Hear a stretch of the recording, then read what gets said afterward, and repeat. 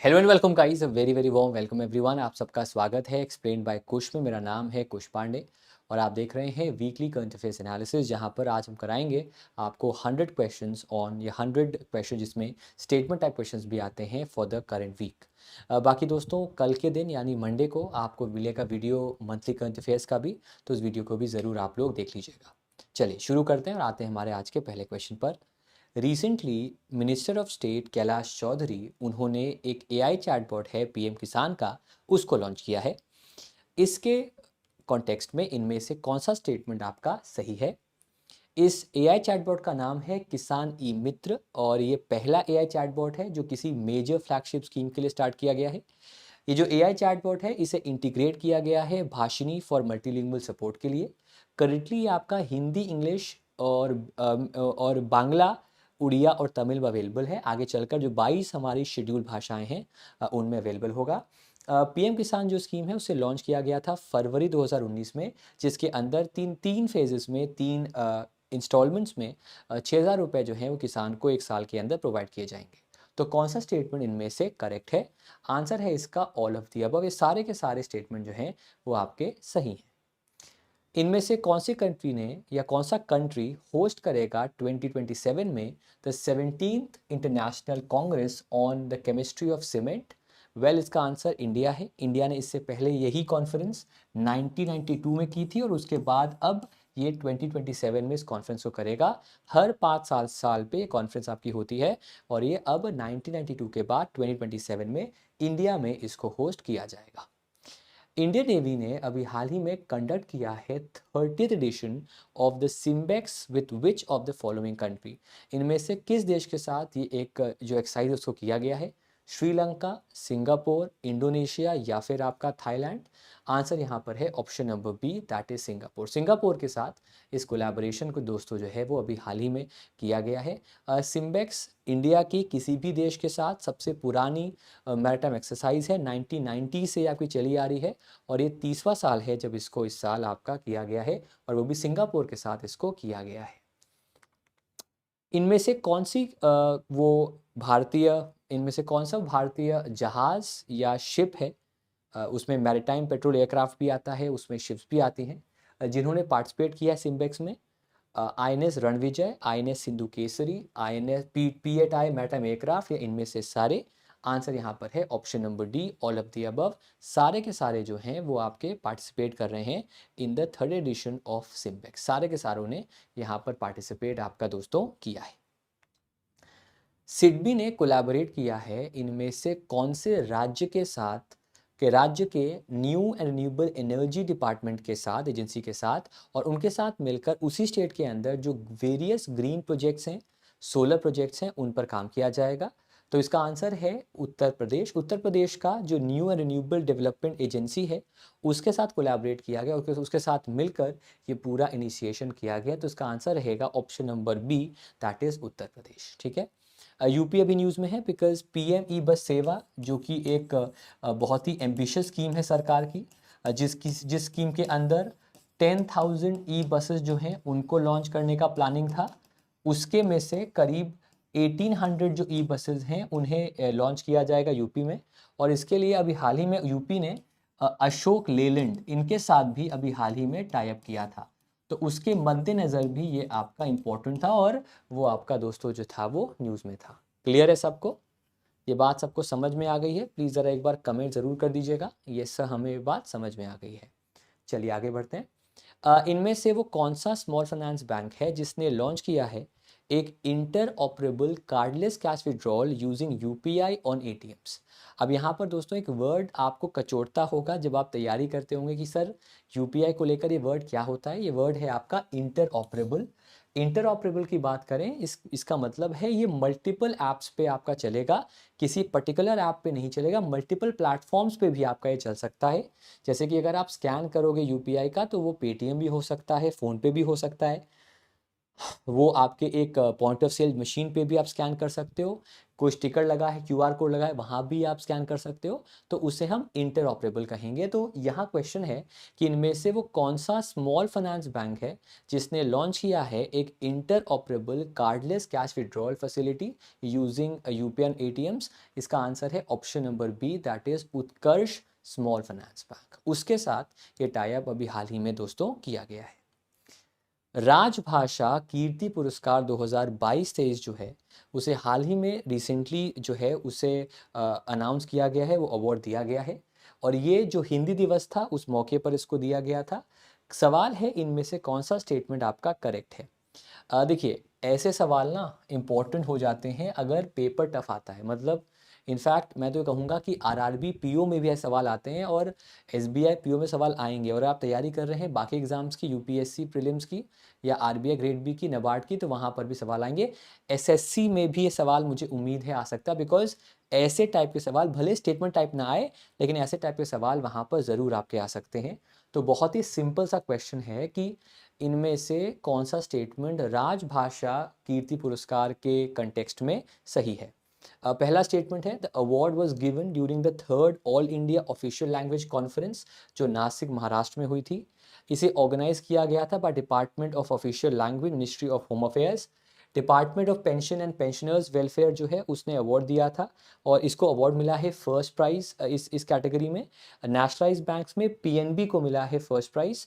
तो इनमें से कौन सा स्टेटमेंट आपका सही है? इनमें से बी, सी एंड डी आपके जो हैं वो यहाँ पर सही है। ए की बात करेंगे तो ये आपका नासिक में नहीं हुआ था, ये आपका पुणे में जो है इसका आयोजन किया गया था। तो उसका आंसर रहेगा दोस्तों आपका पुणे। क्लियर है सबको? समझ में आई बात आपको? ओके, चलिए आगे बढ़ते हैं। अब एक बार ज़रा जान लेते हैं, क्योंकि ये पुरस्कार इंपॉर्टेंट है, तो अलग अलग कैटेगरीज हैं आपकी। मिनिस्ट्रीज़ में मैंने आपको बताया कि फर्स्ट प्राइज मिला है department of pension and pensioners welfare को। पब्लिक सेक्टर में 3 कैटेगरीज हैं, class A, class B, class C. Class A में है आपका GAIL India limited, class B में है आपका Indian export credit guarantee corporation, class C में है आपका नेशनल स्टील कॉर्पोरेशन लिमिटेड। तो ये 3 कैटेगरीज यहाँ पर आती हैं। फिर अगर हम बात करें बोर्ड्स की, ऑटोनोमस बॉडीज़ की, ट्रस्ट की, तो उसमें national council of hotel management and catering A category में, Bhakra trust board B category में, और दामोदर घाट कॉरपोरेशन आपका सी कैटेगरी में। नेशनलाइज बैंक में आपका आता है पीएनबी, जो कि नंबर 1 पे है in terms of nationalise bank. सवाल आपसे बनेगा ऐसे ही केस में, ठीक है। विवेक भसीन बने हैं हाल ही में 14 director of which of the following? Answer है उसका option C, BARC. Bhabha atomic research centre जो है उसके ये डायरेक्टर जो हैं, 14वें डायरेक्टर जो हैं वे ये बने हैं। यहाँ जो नाम भाभा है वो लिया गया है from the father of Indian atomic energy revolution, Homi Jahangir Bhabha से। उनके नाम पे ये नाम जो है वो दोस्तों आपका लिया गया है, तो उसके मद्देनज़र ये इंपॉर्टेंट आपका जो है वो हो जाता है। क्लियर है सबको? आपको प्लीज़ ज़रा एक बार कमेंट कर दीजिएगा in the comment section with yes और अ नो, ठीक है। ओके, आगे बढ़ते हैं। इनमें से कौन सा वो यूएन मिनिस्टर है जिन्होंने अनवेल किया है, एक आईएएस अफसर है सोनाली गोयल, उनकी एक यूपीएससी गाइड, उसका नाम है नेशन कॉलिंग, जिसे दिल्ली में अनवेल किया गया है। फिर इसको अनवेल किया है भारत के minister of earth forest and climate change, उनका नाम है किरण रिजिजू। उन्होंने इसको जो है हाल ही में आपका रिलीज़ किया। इससे पहले ये लॉ मिनिस्टर भी थे, और उससे पहले भारत के स्पोर्ट्स मिनिस्टर के तौर पे भी इन्होंने काम किया हुआ है। जो पहला एडिशन है भारतीय प्रकाश स्तंभ उत्सव का, जिसे इंग्लिश में कहते हैं इंडियन लाइट हाउस फेस्टिवल, वो इनमें से कहाँ पर आयोजित किया गया है, कहाँ पर उसका आयोजन हुआ है? जो कि 23 से 25 सितंबर को आयोजित किया गया। कर्नाटका, केरला, आंध्र प्रदेश या फिर गोवा? वेल, इसका आंसर है option number D, that is Goa. Goa में इसका आयोजन जो है अभी हाल ही में आपका दोस्तों किया गया है, ठीक है। तो उसका आंसर रहेगा आपका option number D, that is Goa. Next पे आते हैं। रिसेंटली इंडिया ने अचीव किया है एक मेजर माइलस्टोन अंडर द स्वच्छ भारत मिशन फेज 2। इनमें से कौन सा स्टेटमेंट आपका करेक्ट है विद रिस्पेक्ट टू स्वच्छ भारत मिशन फेज 2? 75% जो भारतीय गांव हैं उन्होंने अचीव किया ओडीएफ प्लस का status under phase 2 of the mission. 4.43 lakh ऐसे गांव हैं जो ओडीएफ प्लस स्टेटस पे हैं, और जो टारगेट है 2024 में ओडीएफ प्लस करने का, उस पर हम आगे बढ़ चुके हैं। 55,549 विलेजेस जो हैं वो ओडीएफ प्लस राइजिंग विलेजेस हैं, और 96,018 जो है वो ओडीएफ प्लस राइजिंग विलेजेस हैं। 2,92,497 गांव ऐसे हैं जो ODF प्लस एस्पायरिंग विलेज हैं, जो सॉलिड वेस्ट मैनेजमेंट करते हैं, लिक्विड वेस्ट मैनेजमेंट करते हैं। और इनमें से कौन सा स्टेटमेंट आपका सही है? A and B, B and C, A B and D या फिर A C and D? Answer है यहाँ पर option number D, that is A C and D। ये यहाँ पर दोस्तों जो है वो आपका बिल्कुल सही जवाब है। आंसर रहेगा ऑप्शन नंबर D। यहाँ तक सबको क्लियर हो गया है? प्लीज़ ज़रा एक बार कमेंट कर दीजिएगा, yes sir, yes sir, yes sir, हमें ये चीज़ क्लियर हो गई है। अब आते हैं नेक्स्ट पार्ट पे। इंडिया और इनमें से कौन सा वो कंट्री है जिसके एक जॉइंट चेंबर ऑफ कॉमर्स ने federation of Indian export organisation के साथ मिलकर एक MOU साइन किया है, एक मेमोरेंडम ऑफ अंडरटेकिंग साइन किया है, जिसके बाद जो व्यापार है और जो निवेश है, जो ट्रेड और इन्वेस्टमेंट है, उसको बूस्ट किया जाएगा इस पर्टिकुलर कोलैबोरेशन से। तो उसका आंसर है option number B, that is Iran. तो India Iran joint chamber of commerce है और फेडरेशन ऑफ इंडियन एक्सपोर्ट है, जिन्होंने ये कोलैबोरेशन अभी हाल ही में आपका दोस्तों किया है। INS सह्याद्री ने पार्टिसिपेट किया है पहले ट्राई नेशनल मैरीटाइम एक्सरसाइज में इंडिया, ऑस्ट्रेलिया और इनमें से किस नेवी के साथ? वेल, ये इंडोनेशिया के साथ इस एक्सरसाइज में पार्टिसिपेट आपका दोस्तों किया गया है। अभी हाल ही में इंडिया का एक डिजिटल लेंडर्स एसोसिएशन है, उसने एक MOU साइन किया है किस डेवलपमेंट बैंक के साथ, और उनके साथ मिलकर वो बूस्ट करेंगे इंडिया के फिनटेक सेक्टर को। नबार्ड, RBI, सिडबी या फिर एक्सिम बैंक? वेल, इसका आंसर है सिडबी के साथ कोलैबोरेशन जो है वो दोस्तों किया गया है। भारत में कई ऐसे फिनटेक सेक्टर्स हैं जो अभी MSME कैटेगरी में है, मतलब माइक्रो स्मॉल मीडियम कैटेगरी में है, जिनका टर्नओवर आपका 0 से लेकर 250 करोड़ तक है। और इंडिया में जो MSME फाइनेंसिंग का सबसे बड़ा एक तरह से बैंक है या एक तरह डेवलपमेंट बैंक है, वो आपका सिडबी है। तो जाहिर सी बात है सिडबी का रोल यहाँ पर अपने आप बढ़ जाता है। मंथली इकोनॉमिक रिव्यू आया है सरकार का, और ये वित्त मंत्रालय के अंडर आपका आया है, जो डिपार्टमेंट इकोनॉमिक अफेयर्स काम करता है। इनके अकॉर्डिंग इंडिया का ग्रोथ रेट फाइनेंशियल ईयर 24 में कितना रहेगा?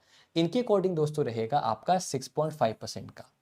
आपका एक सवाल बनता है, अगर आप सीरियस हैं एग्जाम को लेकर, कि सर किस पर्टिकुलर एजेंसी की बात हम माने कि ये ऑफिशियल है? तो ऑफिशियल की बात करें तो भारत में एक संगठन है CSO, सेंट्रल स्टैटिस्टिक्स ऑफिस या सेंट्रल स्टैटिस्टिक्स ऑर्गेनाइजेशन, और इसी के अंदर आपका आता है नेशनल सर्वे ऑफिस या फिर NSSO। ये जो रिलीज़ करते हैं GDP रेट, वो ऑफिशियल होता है। उसके अलावा RBI भी करता है, तो उसको भी हम ऑफिशियल ही मान सकते हैं, ठीक है, और ये भी आपका ऑफिशियल होता है। लेकिन CSO का जो आता है, जो कि क्वार्टरली बेसिस पे भी आता है, ईयरली बेसिस पे भी आता है, जो रिवाइज भी करता है ईयरली बेसिस पे, उसको आप स्वीकार कर सकते हो कि हाँ, वो जो एक रिव्यू है वो यहाँ पर सही होता है। बैसवनाथ या बिस्वनाथ घाट, जिसे चुना गया है बेस्ट रूरल टूरिज्म विलेज के तौर पे, वो इनमें से किस स्टेट में सिचुएटेड है? हिमाचल प्रदेश, वेस्ट बंगाल, असम या फिर मध्य प्रदेश? वेल, इसका आंसर है option number C, that is Assam. Assam में ये है। वैसे तो कई सारे हैं आपके, मालदा है, रीक है, ऐसे करीब 5 गांव हैं जिन्हें चूज किया गया है गोल्ड मेडल के लिए। मेरा निजी मानना है कि उनमें से एक सवाल आपके आने वाले पेपर में आएगा कि जो रूरल टूरिज्म गांव हैं उनमें से कौन से गांव हैं जिन्हें मिला है गोल्ड मेडल। अलग अलग स्टेट हैं आपके, उसमें वेस्ट बंगाल के भी स्टेट है, फॉर एग्जांपल असम के भी हैं, मध्य प्रदेश के भी हैं, आपके मिजोरम के भी हैं। तो उनमें से ये जो स्टेट है, ये जो आपका विलेज है विश्वनाथ घाट, ये असम में सिचुएटेड है, इसको मिला है gold medal rural tourism award का। टूरिज्म अवार्ड्स की बात करें तो ये ऑब्जर्व किए गए हैं on the world tourism day, जो कि 27 सितंबर को इस साल जो है वो आपका ऑब्जर्व किया गया है। उसी दिन एक कैंपेन को शुरू किया गया है, उस कैंपेन का नाम है आपका ट्रैवल फॉर लाइफ। और ये जो कैंपेन आपका है ट्रैवल फॉर लाइफ, यहाँ पर लाइफ पर आपका फोकस होता है, जहाँ पर लाइफ का फुल फॉर्म है आपका lifestyle for environment.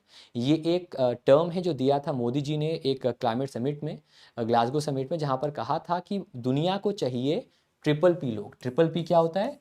Pro planet people, ऐसे लोग चाहिए जो कि प्लानेट के बारे में सोचें, है ना। और उनके लिए ये इनिशिएटिव लॉन्च किया गया था, ताकि हम ऐसी लाइफस्टाइल बनाएं, हमारी दिनचर्या ऐसी रहे जो कि एनवायरनमेंट पे फोकस करे, ना कि किसी और चीज़ पे। वो एनवायरनमेंट को, आने वाले जनरेशन है उनको देखकर अपने आज का लाइफ जिए। तो उसके हिसाब से ये जो कॉन्सेप्ट है उसे दोस्तों आपका लॉन्च किया गया था। एक ग्रुप है आर्कियोलॉजिस्ट का, उन्होंने डिस्कवर किया है दुनिया का सबसे पुराना वुडन स्ट्रक्चर जिसकी उम्र बताई जा रही है कि वो 4,76,000 साल पुराना है। तो ये इनमें से किस कंट्री में इसको डिस्कवर किया गया है? पहले वुडन स्ट्रक्चर जो है उसे डिस्कवर किया गया है ऑप्शन नंबर बी, जाम्बिया में।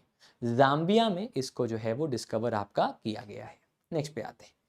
World rivers day is observed on which of the following dates और days? Option A 4th Saturday of सितंबर, option B 4th Thursday of सितंबर, option C 4th Sunday of सितंबर, option D 4th Friday of सितंबर। तो कौन सा सितंबर का दिन है जिस दिन आपका वर्ल्ड रिवर्स डे इस साल भी ऑब्जर्व किया गया है? तो अभी हाल ही में जो 4th संडे था सितंबर का, उस दिन हमने वर्ल्ड रिवर्स डे जो है वो ऑब्जर्व किया है। दोस्तों अभी हाल ही में एक रिवर्स कॉन्फ्रेंस भी हुई है, रिवर्स समिट भी हुआ है। ये समिट कहाँ हुआ? ये समिट आपका इंडिया में ही हुआ है और इंडिया में दिल्ली में ये समिट जो है वहाँ ऑर्गेनाइज किया गया है, जहाँ पर जो वहाँ की नदी है यमुना, उसे जो है उसे थीम रिवर कहा गया है इस पर्टिकुलर समिट के अंदर।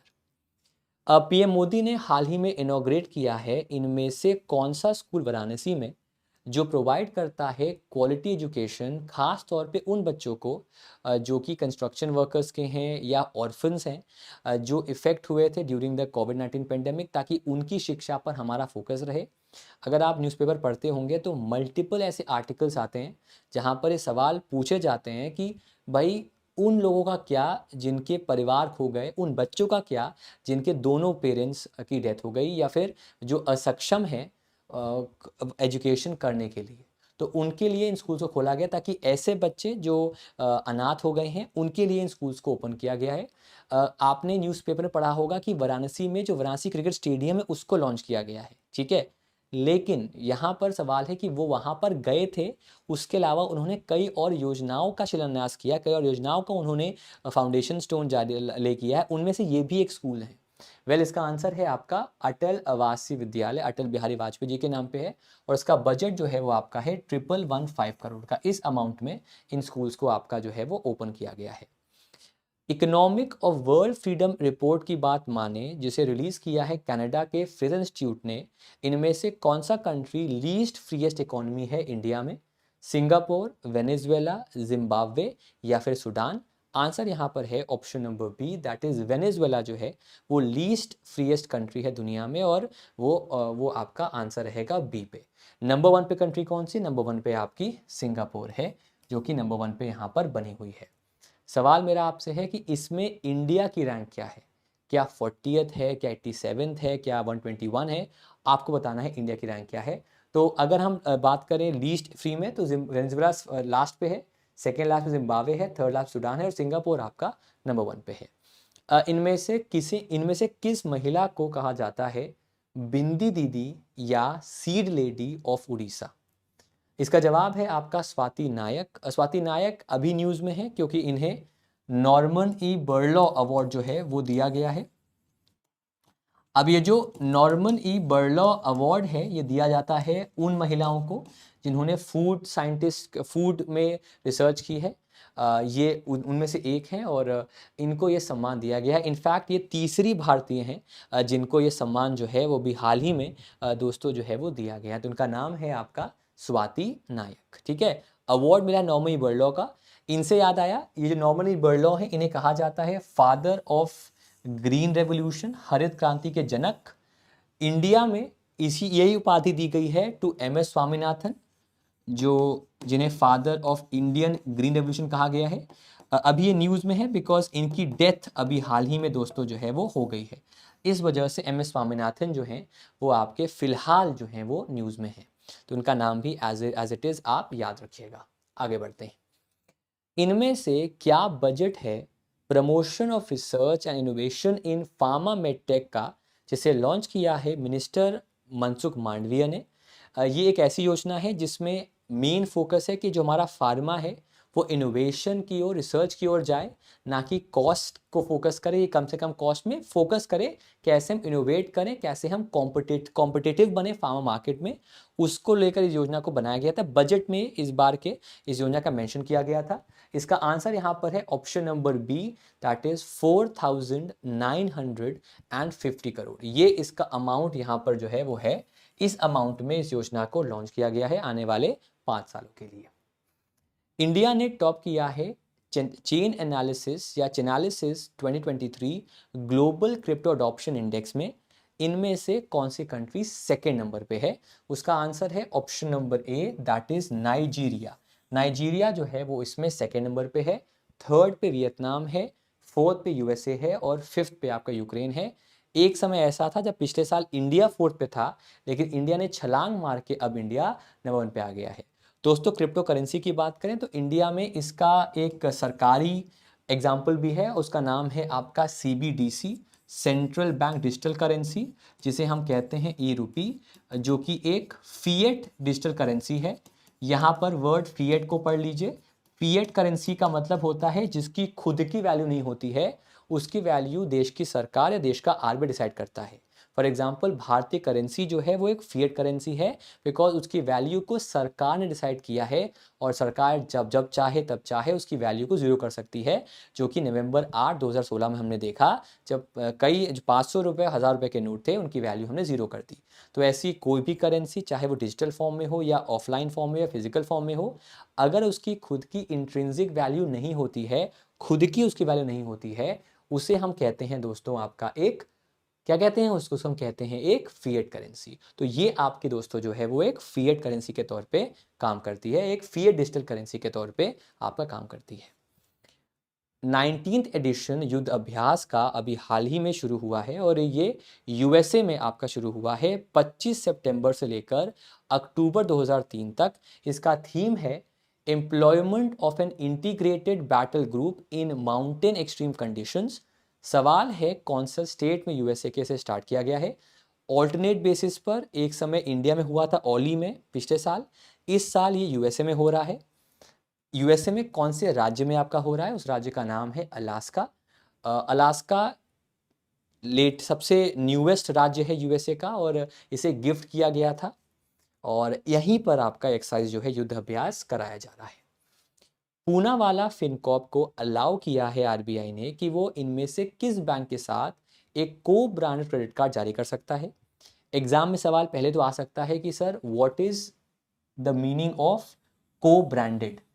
को ब्रांड का मतलब होता है जहां पर एक से अधिक ब्रांड एक कार्ड को इशू करते हैं, जिसमें दोनों ब्रांड ही अपने अपने बेनिफिट्स उस कस्टमर को प्रोवाइड करते हैं।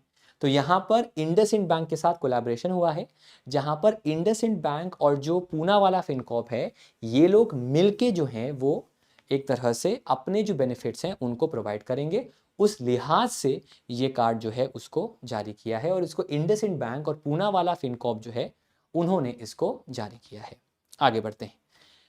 मादिया को अभी अवार्ड दिया गया है gold medal in the rural tourism award section. ये गांव इनमें से किस स्टेट में? मैंने आपको बताया था 5 विलेजेस हैं जिनको मिला गोल्ड मेडल। आंसर है यहाँ पर मध्य प्रदेश। उन 5 गांवों को प्लीज पढ़ लीजिएगा। Access to prevention and treatment for all, leave no one behind, ये एक थीम है इनमें से किस डे की? World contraception day, world heart day, world lungs day या फिर वर्ल्ड रेबीज डे। ये थीम दोस्तों है आपकी वर्ल्ड लंग्स डे की। 25 सितंबर को ये ऑब्जर्व किया जाता है आपका, इसको याद रखिएगा। और ये इस दिन ही आपका जो है access to prevention treatment for all, ये इसका थीम जो है वो आपका दोस्तों रखा गया है। मेरा सवाल आपसे एक और है कि वर्ल्ड हार्ट डे कब होता है? फटाफट जरा बताइएगा मेरे को, किस दिन आपका होता है वर्ल्ड हार्ट डे? इसका जरा जवाब दीजिएगा मेरे को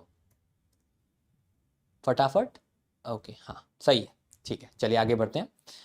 इनमें से किस एनिमल को क्लासिफाई किया गया है as food animal by food safety standard authority of India? Yak, one horn rhino, mithun या cow? Well the answer it's option number C, that is mithun, जो कि नॉर्थ ईस्ट में काफ़ी ज़्यादा पाया जाता है। इनफैक्ट अगर आपने नहीं देखा है, मतलब आपकी चॉइस है, लेकिन एक मूवी आई थी भेड़िया, उस भेड़िया के इनिशियल सीन्स में मिठुन को दिखाया गया था कि बहुत ही भोला होता है लेकिन बहुत ही फियर्स होता है और इसे एक पावन जानवर की तरह नॉर्थ ईस्ट में, खासतौर पर अरुणाचल में जो है लोग बहुत मानते हैं, स्पेशली ज़ेरो फॉरेस्ट के पास जो है। और मिठुन को फूड एनिमल बनाया है food safety standard authority of India ने। इनमें से कौन सा वो म्यूचुअल फंड या इन्वेस्टमेंट ब्रोकिंग कंपनी है जिसने लॉन्च किया है इंडिया का पहला निफ्टी 500 ETF? आंसर है यहाँ पर मोतीलाल ओसवाल सिक्योरिटीज। अब यहाँ पर देखिए एक वर्ड आया आपका निफ्टी। अब निफ्टी क्या होता है? Nifty is the benchmark index of national stock exchange. National stock exchange के अंदर जो सबसे बेहतर कंपनीज होती हैं, जिनकी मार्केट वैल्यू आपकी सबसे बेहतर होती है, उनको इस इंडेक्स में रखा जाता है। कुल मिलाकर इफ्टी का मतलब होता है 50।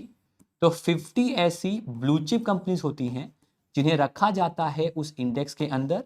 ब्लू चिप क्या होती है? ब्लू चिप एक ऐसी कंपनी होती है जिनका जो मार्केट कैपिटल होता है या जिनका जो मार्केट शेयर होता है पूरे इंडेक्स में, वो मार्केट शेयर आपका is equal to 0.1% of the total exchange, total value of the exchange. अगर किसी कंपनी की इतनी वैल्यू होगी तो उसे कहा जाएगा आपका दोस्तों एक ब्लू चिप। तो एक ब्लू चिप कंपनी जो होती है, ऐसी 50 ब्लू चिप कंपनीज को इस इंडेक्स में रखा जाता है और उस इंडेक्स से हम ये देख पाते हैं कि क्या चेंज आ रहा है पूरे इंडेक्स के अंदर। बिकॉज इनमें चेंज अगर आता है तो पूरी जो पूरा हमारा एक्सचेंज है, चाहे वो निफ्टी हो या फिर चाहे वो NSE हो या आपका BSE हो, उनमें हम चेंज देख सकते हैं। तो जो पहला निफ्टी ETF, निफ्टी 500 मतलब जो टॉप 500 कंपनीज हैं BSE NSE की, उनका ETF जो है उसको जारी किया है मोतीलाल सिक्योरिटीज ने। अब यहाँ पर दोस्तों ETF आता है। ETF का फुल फॉर्म है एक्सचेंज ट्रेडेड फंड। ये बेसिकली एक टाइप है म्यूचुअल फंड का। अंतर ये है कि जब एक म्यूचुअल फंड को हम लिंक करते हैं टू एन एक्सचेंज, मैं रिपीट फिर से करूं, जब एक म्यूचुअल फंड को हम लिंक करते हैं टू एन एक्सचेंज, उसे कहा जाता है आपका एक ETF, exchange traded fund. Clear है आपको? जब हम एक म्यूचुअल फंड को लिंक करते हैं टू एन एक्सचेंज, जहां पर एक्सचेंज में बदलाव से उस म्यूचुअल फंड की वैल्यू में बदलाव आता है, उसे कहा जाता है आपका ETF, exchange traded fund. Clear है आप सबको? समझ में आया सबको? प्लीज जरा एक बार कमेंट कर दीजिए आप लोग with the big big thumbs up, ताकि मैं समझ पाऊं आपको चीजें क्लियर हो गई हैं। फटाफट कमेंट कर दीजिएगा कमेंट सेक्शन के अंदर। ठीक है जी, चल आगे बढ़ते हैं। मानिस मिस्टीरिया करके एक नई प्रजाति, नई स्पीशीज इनमें से किस जानवर की पाई गई है, या किस जानवर की बेसिकली पाई गई है? उसका नाम है पैंगोलिन। पैंगोलिन की ये एशिया में 5वीं तरह की स्पीशीज जो है उसे पाया गया है और इसका नाम है आपका मानिस मिस्टीरिया। रे मिस्टीरियो से आप याद कर सकते हैं। क्रियो फॉर गुड एक मॉड्यूल है जिसे इनमें से किस संगठन ने अभी हाल ही में आपका लॉन्च किया है? ICC, BCCI, यूनिसेफ या इनमें से कोई नहीं? आंसर है इसका ऑल ऑफ द अबव। ये सारे, सॉरी इनमें से कोई नहीं, ये सारे के सारे, इनमें से कोई नहीं, ऑल ऑफ द अबव मतलब सारे, इन सारों ने मिलकर क्रियो फॉर गुड इनिशिएटिव को लॉन्च किया है, जिसको वाराणसी में ही अभी हाल ही में आपका जो है वो लॉन्च किया है। At the end of the 45th session, ये सवाल बहुत इंपॉर्टेंट है, अभी हाल ही में जो यूनिसेफ का जो 45th world heritage committee session है वो ख़त्म हुआ है और ये ख़त्म हुआ है आपका रियाद, सऊदी अरेबिया में। उस सेशन के ख़त्म होने के बाद कितने साइट्स को अप्रूवल दिया गया है, उन्हें सर्टिफाई किया गया है as UNESCO world heritage site? उसका आंसर है आपका 42। इन 42 में से 2 साइट्स तो इंडिया की भी हैं। एक है आपका होयसला टेम्पल्स। ये जो होयसला टेम्पल्स हैं ये पाए जाते हैं कहाँ पर? कर्नाटका के अलग अलग शहरों में। ठीक है, और दूसरा जो है वो है आपका शांति निकेतन या शांति निकेतन, जिसे वेस्ट बंगाल में आपका पाया जाता है। तो इनको दोस्तों टर्म दिया गया है इस बार इंडिया के हेरिटेज साइट्स के तौर पे। ये इंडिया की 41st हेरिटेज साइट है और ये इंडिया की आपकी 42nd हेरिटेज साइट के तौर पर इन्हें सर्टिफाई किया गया है। रिव्यू ऑफ मैरीटाइम ट्रांसपोर्ट इसे रिलीज किया है इनमें से किस ऑर्गेनाइजेशन में, जो स्टेट करता है कि जो डीकार्बनाइजेशन है शिपिंग का, मतलब जो कार्बन पोल्यूशन कम करना है और ग्रीन एनर्जी पर फोकस करना है शिपिंग सेक्टर को, उसको करने के लिए, वो कन्वर्जन करने के लिए from carbon emission to non carbon emission, from pollution to non pollution to using ecological means, वो करने के लिए हर साल $100 बिलियन आपके जो हैं उन्हें खर्च करना पड़ेगा, क्योंकि जो कार्बनाइजेशन है वो राइज पर है। UNFP अंकटाड, यूनेस्को या फिर यूनिसेफ? आंसर यहाँ पर है option number B, that is UNCTAD. UNCTAD is absolutely the correct answer. ये दोस्तों आपका जो है वो करना पड़ेगा। तो इसका जो उत्तर आपके सामने है that is option number B, that is UNCTAD. Clear है सबको? समझ में आया सबको? क्या बात है, आगे बढ़ते हैं। IATA ने अलॉट किया है एक 3 लेटर वर्ड DXN इनमें से किस अंतर्राष्ट्रीय एयरपोर्ट को? नया एयरपोर्ट होगा तो मैंने आपको हिंट दे दिया है, ये आपका जवार एयरपोर्ट है जो कि नोएडा बना है। उसको ही जो इंटरनेशनल कोड है, मतलब जैसे कि जब आप फ्लाइट यहाँ से कराएंगे या यहाँ के लिए कराएंगे तो जो आपका कार्ड होगा, उस कार्ड पर ये कोड जो है वो आपको मिलेगा। तो उस लिहाज से ये इंपॉर्टेंट आपका जो है वो हो जाता है। तो उसका आंसर है option number B, that is Noida. अब आते हैं सवाल पे। इनमें से वो कौन सा स्टेटमेंट है जो करेक्ट है with respect to India ageing 2023? सवाल पूछ चुका हूं मैं आपसे। There are 149 million persons ages 60 years and above in 2022, comprising of around 10.5% total population. By 2050, share of older person will double to 20.8% with the absolute number at 47 million. By 2050, 1 in every 4 individuals will be an elderly in India. India is aging at a moderate pace in South Asia, 20% in 2050, 36.1% in 2100. कौन सा statement इनमें से correct है? Answer यहाँ पर है ए, B and D. Second क्यों गलत है? बिकॉज यहाँ पर सी गलत क्यों है? क्योंकि 1 in 5 इंडिविजुअल्स जो होगा उसकी उम्र आपकी 50 साल से ज़्यादा की, 60 साल से ज़्यादा की उसकी उम्र यहाँ पर दोस्तों आपकी होगी। अभी हाल ही में जो फादर हैं इंडियन ग्रीन रेवोल्यूशन के, उनका देहांत हुआ है। इनमें से कौन सा स्टेटमेंट आपका करेक्ट है with respect to MS Swaminathan? इसका जवाब दीजिएगा मेरे को। बॉर्न हुए हैं August 7, 1925 में तमिलनाडु के चेन्नई डिस्ट्रिक्ट में। इन्हें सम्मानित किया गया है फर्स्ट वर्ल्ड फूड प्राइज से। इन्होंने ग्रीन रेवोल्यूशन को लीड किया था 1968 में और इन्हें अवार्ड दिया गया था the Padma Vibhushan award in 1987। इसका आंसर है ऑप्शन नंबर बी एंड सी। ये इसका आंसर यहाँ पर रहेगा। वर्ल्ड फूड प्राइज इन्हें मिला है और ये ग्रीन रेवोल्यूशन इन्होंने शुरू किया था 1968 में। यहाँ तक सबको क्लियर हो गया है सब कुछ? प्लीज़ ज़रा एक बार कमेंट कर दीजिएगा यस सर, हमें चीज़ें जो हैं वो आपकी क्लियर हो गई हैं। सबको क्लियर हो गया है? प्लीज़ कमेंट कर दीजिएगा कमेंट सेक्शन में यस सर, हमें चीज़ें क्लियर हो गई हैं। चलिए आगे बढ़ते हैं, अगले सवाल पे आते हैं। International day of awareness of food loss and waste 2023 is observed by which of the following organization? ILO, FAO, UNWTO या यूनेस्को? ये डे जो है उसे ऑब्जर्व किया जाता है by FAO, food agriculture organisation. कब किया जाता है? कमेंट सेक्शन में बताइएगा मेरे को। गवर्नमेंट ने 8 MOUs इनमें से किसके साथ इन किए हैं ताकि जो कोर्सेज हैं उन्हें बनाया जाए यूथ को स्किलफुल करने में आने वाले फ्यूचर के लिए? ये कोलैबोरेशन हुआ है इंटरनेशनल बिजनेस मशीन या फिर US based IT company IBM के साथ। इनमें से कौन से स्टेट ने अचीव किया है 100% ODF plus coverage under Swachh mission Grameen? Answer रहेगा option number D, that is Uttar Pradesh. Uttar Pradesh ने इस टारगेट को जो है वो आपका अचीव किया है। इसका उत्तर रहेगा option number D, Uttar Pradesh. बिल्कुल सही जवाब है आपका। आंसर है ऑप्शन नंबर डी। इनमें से कौन सा स्टेटमेंट आपका करेक्ट है with regards to global innovation index 2023? For the 13th year in a row, Switzerland is the most innovative economy in 2023, followed by Sweden, US, UK and Singapore. India ने retain किया है 40th rank out of 32 economies. Ranking को publish किया गया था by the world intellectual property organisation. India ने improve की है अपनी रैंकिंग 81 2015 से 40 2023 में। कौन सा स्टेटमेंट इनमें से सही है? आंसर है सारे के सारे स्टेटमेंट जो हैं वो आपके बिल्कुल सही हैं। इंपॉर्टेंट इंडेक्स है, इस पे सवाल एग्जामिनेशन में आएगा। एक चीज़ प्लीज़ अगर आप वीडियो देख रहे हैं अभी नोट कर लीजिएगा कि इंडिया से ऊपर कौन है, इंडिया से नीचे कौन है। ऐसे प्रश्न भी, ऐसे सवाल भी एग्जामिनेशन में आपके आते हैं। Recently the father of the Indian green revolution का देहांत हुआ है। इनमें से कौन सा स्टेटमेंट करेक्ट है with respect to M S Swaminathan?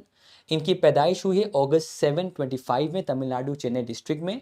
इन्हें दिया गया है फर्स्ट वर्ल्ड फूड प्राइज 1987 में। इन्होंने ग्रीन रेवोल्यूशन लीड किया 68 में और पद्म भूषण को मिला 1987 में। कौन सा स्टेटमेंट इनमें से आपका करेक्ट है? आंसर है B and C.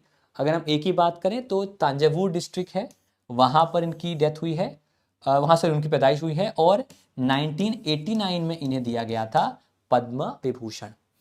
In national day of awareness of food loss and waste किसने किया? एफएओ आंसर आ गया, ये भी ऑलरेडी कर चुके हैं। हाँ, अब आगे बढ़ते हैं। बैंक्स और एनबीएफसीज ने को कहा गया है to display information about borrowers जो कि सरफेसी एक्ट में आ चुके हैं, जो डिफॉल्टर्स हैं, और इनमें से उस लिहाज से कौन सा स्टेटमेंट आपका सही है? आरबीआई ने कहा है कि जो आरईज हैं, आरईज क्या होती हैं?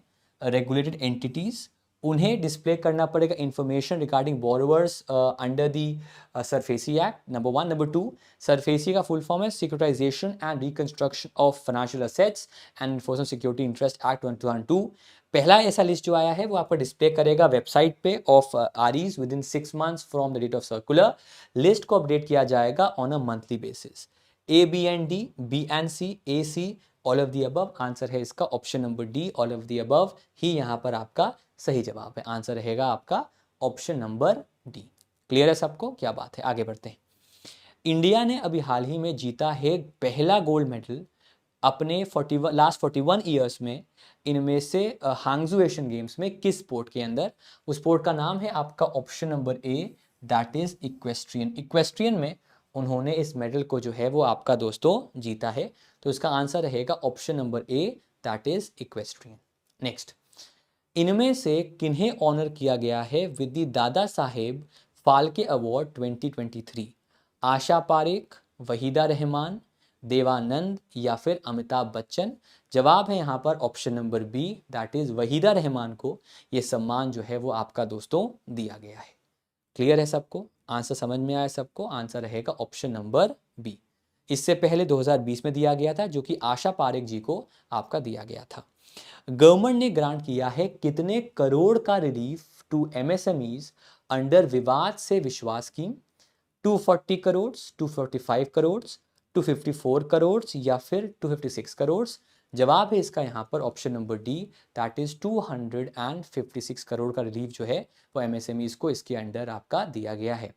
दोस्तों ये स्कीम इंपॉर्टेंट है बिकॉज ये स्कीम का फेज 1 अभी आया है, जिस फेज 1 में ऐसे एमएसएमईज जिन्होंने कॉन्ट्रैक्ट किए थे सरकार के साथ, जिनके अनुबंध सरकार के साथ, और उस अनुबंध में सरकार और कोविड पेंडेमिक के दौरान because of the pandemic MSMEs जो हैं वो उस करार को पूरा नहीं कर पाए, जिस वजह से उनको लॉसेस हुए हैं और उन पे कई तरह के लगे हैं टैक्स बर्डन, पेनल्टी लगे हैं।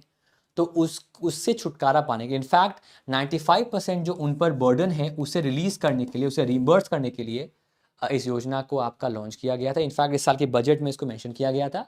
तो इस साल अभी तक 256 करोड़ रुपीस रिलीफ के तौर पर एमएसएमईज को ग्रांट कर दिया गया है। विंझम पोर्ट इनमें से किस स्टेट में लोकेटेड है? ये पोर्ट लोकेटेड है आपका केरला में। अभी न्यूज़ में था बिकॉज डिले हुआ है यहाँ से एक आपका cargo because of various reasons, इस वजह से ये न्यूज़ में है। रिसेंटली यूएस के जो एनवॉय है उन्होंने कंफर्म किया है कि कनाडा को 5 आइज इंटेलिजेंस जो है उसके थ्रू इंटेलिजेंस मिली है रिगार्डिंग द निज्जर किलिंग, कि उसमें गवर्नमेंट ऑफ इंडिया का या फिर कुछ इंडियन एजेंट्स का हाथ है। सवाल है 5 आइज के कंसिडरेशन में। 5 आइज रेफर की जाती है as intelligence sharing alliance of USA, UK, South Africa, Canada, न्यूजीलैंड। 43 में ब्रिटेन यूएसए का ब्रूज अग्रीमेंट हुआ था, 40 उसके बाद यूके यूएसए अग्रीमेंट हुआ 47 में, कनाडा ने ज्वाइन किया 49 में, न्यूजीलैंड ने ऑस्ट्रेलिया 56 में और ये अलायंस बना। 5 आइज के अंदर एक सिग्नल इंटेलिजेंस करके भी एक मनूवर है जिससे कि सिटीजन्स को मॉनिटर किया जाता है ऑफ द मेंबर कंट्रीज। कौन सा स्टेटमेंट इनमें से करेक्ट है? आंसर है आपका बी एंड सी। अगर हम एक ही बात करें तो साउथ अफ्रीका नहीं होगा, क्या होगा यहाँ पर? ऑस्ट्रेलिया यहाँ पर होगा, ठीक है। और अगर हम बात करें, नहीं, हाँ ऑस्ट्रेलिया यहाँ पर होगा। अगर हम बात करें ऑप्शन नंबर डी की, तो ऑप्शन नंबर डी, हाँ ऑप्शन नंबर डी की बात करें तो ऑप्शन नंबर डी भी आपका सही है, तो यहाँ पर आंसर रहेगा बी, सी एंड डी। ये करेक्शन कर लीजिएगा, मेरी गलती है, बी, सी एंड डी रहेगा, ए गलत है, बाकी बी, सी एंड डी जो है वो आपकी बिल्कुल सही है। मेरी तरफ से गलती हुई है, गलती कमी होती है मेरे से, लेकिन हाँ आंसर है आपका बी, सी एंड डी। अभी हाल ही में ओसिरिस आर रेक्स रिटर्न किया है with rock soil samples from asteroid Bennu on earth, which of the following statement is correct. NASA का जो ओसिरिस REX है वो अभी हाल ही में एक 7 साल के मिशन से रिटर्न किया है एस्ट्रॉइड बेनू के साथ, और उसने सॉइल रॉक सैंपल्स लाए हैं। जो स्पेसक्राफ्ट है उसने लॉन्च किया है सितंबर 8 2016 को from Cape Canaveral space centre Florida, जिसे लैंड किया गया है Utah desert of the USA में। जो मटेरियल आपका आया है वो बेनू से है, और रॉक्स एंड डस्ट कलेक्ट किए गए हैं उस एस्ट्रॉइड से 2020 के सितंबर में। और इस पर्टिकुलर सॉइल और रॉक सैंपल से जो साइंटिस्ट हैं वो जो मिलियंस ऑफ जो एक सन और प्लैनेट्स का जो फॉर्मेशन था करीब 4.5 बिलियन ईयर्स पहले, उसको स्टडी कर पाएंगे। जितने भी एस्ट्रॉइड्स हैं आपके, उन्हें फाउंड किया गया है in the main asteroid belt, जो कि आपके जुपिटर मार्स के बीच पाए जाते हैं। तो कौन सा स्टेटमेंट में से करेक्ट है? आंसर है सारे के सारे स्टेटमेंट आपके करेक्ट हैं। दोस्तों कीवर्ड याद कर लीजिएगा, पहला कीवर्ड है ओसिरिस REX, जो कि आपका स्पेस प्रोब है नासा का। वो आया है कहाँ से? वो आया है आपके एक 7 साल के मिशन से। कहाँ से? बेनू एस्ट्रॉइड से। ये सारे कीवर्ड्स आपको पढ़ने पड़ेंगे। कब गया था आपका? ये सितंबर 2016 को गया था, और अब ये आपका लौट आया है। डॉक्टर मनसुख मांडविया जी ने लॉन्च किया है national policy on research and development and innovation in pharma medtech sector in India and scheme for promotion of research and innovation in pharma medtech sector. इनमें से कौन सा स्टेटमेंट इसके रिगार्डिंग सही है? पहला स्टेटमेंट, PRIP स्टैंड करता है for promotion of research and innovation pharma medtech sector. Union cabinet ने अप्रूव किया है the scheme to increase India's pharma share to 5% globally. इसका बजट है आपका 5,000 करोड़ का, और ये 5 ईयर का पीरियड है जो स्पैन करता है फाइनेंशियल 24 से फाइनेंशियल ईयर 28 तक। A and D, B and C, A and C, all of the above। Answer यहाँ पर रहेगा option number D, that is all of the above is absolutely the correct answer. ये यहाँ पर आपका बिल्कुल सही जवाब है। सारे के सारे स्टेटमेंट यहाँ पर सही हैं। बहुत इंपॉर्टेंट है आपका दोस्तों PRIP स्कीम। इस पे 110% आपके क्वेश्चन जो हैं वो 110% आपके बनेंगे। ठीक है, मतलब I am pretty certain her exam बनेंगे, तो स्कीम को ज़रूर पढ़ लीजिएगा। देखिए, ये सेशन जो वीकली है ना, ये सबसे इंपॉर्टेंट है। डेली तो आप कर ही रहे होंगे, मुझे पूरी उम्मीद है, लेकिन वीकली प्लीज़ आइए, बिकॉज इसमें कुछ नए क्वेश्चन मैं लेकर आता हूँ और बाकी रिवाइज कराता हूँ। ठीक है, तो अभी ये क्योंकि रिकॉर्ड सेशन है, तो अभी हो चुके हैं करीब 42 मिनट्स, और अभी क्वेश्चंस बचे हुए हैं। जी, अभी क्वेश्चन बचे हुए हैं, तो कितना रिवीजन हो रहा है आप खुद देख सकते हो। आगे बढ़ते हैं। अभी हाल ही में एक एलिफेंट फेस्टिवल है जिसे ऑब्जर्व किया इनमें से किस टाइगर रिजर्व में? उसका नाम है आपका बांधवगढ़। कहाँ पर है बांधवगढ़? बांधवगढ़ आपका MP में है। दोस्तों MP में अभी एक नया टाइगर रिजर्व बना है, उसका जवाब मेरे को दीजिएगा कमेंट सेक्शन में या फिर वीडियो के बाद ज़रूर से। इनमें से कौन सा स्पोर्ट है इंडिया का जिसने उसमें स्पोर्ट में अभी तक इंडिया ने एक गोल्ड मेडल आपका नहीं जीता है? उसका आंसर है आपका मेंस का जो क्वाड्रुपल स्कल टीम है, उसमें इंडिया ने फिलहाल अभी कोई मेडल जो है वो नहीं जीता है। मेडल जीता है लेकिन गोल्ड मेडल जो है वो नहीं जीता है। बाकी सारे इवेंट में इंडिया ने जो है सॉरी हाँ, बाकी सवर इवेंट में इंडिया ने जो है वो गोल्ड मेडल जीता है। इसमें हमने गोल्ड मेडल आपका नहीं जीता है। इनमें से कौन सा स्टेटमेंट है जो कि मन की बात प्रोग्राम हुआ था उसके कंटेक्स्ट में सही है? ये 105th सेशन है मन की बात का। इसे स्टार्ट किया गया 3 अक्टूबर 2014 को, होस्ट किया गया PM मोदी द्वारा, और ये एड्रेस करता है the people of the nation on all India radio, DD national and DD news. PM ने exerts of Italian singer Cassandra miss Pitman के यहाँ पर पेश किए थे, जो कि कई डिफरेंट भाषाओं में आपका सॉन्ग कर रही थी, और 21 साल की जो हैं उनका इंटरेस्ट इन कल्चर में उसको प्रेस किया। इन्होंने मेंशन किया अबाउट घोड़ा लाइब्रेरी, जो कि लाइब्रेरी ऑफ ऑन हॉर्स है, जो यहाँ था उत्तराखंड में मेंशन किया गया। तो इनमें से कौन सा स्टेटमेंट आपका सही है? A, B and D, B and C, A and C, या all of the above? Answer है यहाँ पर आपका option number A, B and D is absolutely the correct answer. क्या आंसर है यहाँ पर? Option number A, that is A, B and D। आगे बढ़ते हैं। नरेंद्र मोदी जी ने फ्लैग ऑफ किया है 9 वंदे भारत एक्सप्रेस ट्रेन को 11 स्टेट्स में वाया वीडियो कॉन्फ्रेंसिंग। इनमें से कौन सा स्टेटमेंट आपका करेक्ट है with respect to the Vande Bharat express train? The Kasaragod Thiruvananthapuram express train, जो कि पहली orange coloured Vande Bharat train है। इस एडिशन में 9 वंदे भारत ट्रेन जो हैं, जिनका टोटल 34 वंदे भारत ट्रेन का है, उन्हें ऑपरेशन में लाया गया है। One of the upgrade is the seat reclination angle raised from 17.31 degrees to 19.37 degrees. Initially, the trains were known as Train 18.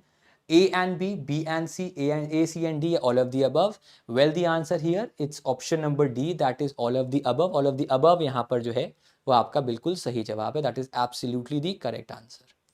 Clear है सबको? समझ में आया सबको? क्या बात है, आगे बढ़ते हैं. इनमें से वो कौन सा स्टेटमेंट है जो करेक्ट है with regards to Indian smart cities conclave 2023? बहुत ही आसान सवाल है. Ministry of housing and urban affairs ने ऑर्गेनाइज किया है इंडिया स्मार्ट सिटीज कॉन्क्लेव, जिसे ब्रिलियंट कन्वेंशन सेंटर में लॉन्च किया गया इंदौर एमपी में ऑन 26 सितंबर 27 सितंबर. प्रेसिडेंट जो है श्रीमती द्रौपदी मुर्मू, उन्होंने फेलिसिटेट किया winners of the 3rd edition of India smart cities award contest 2022 में.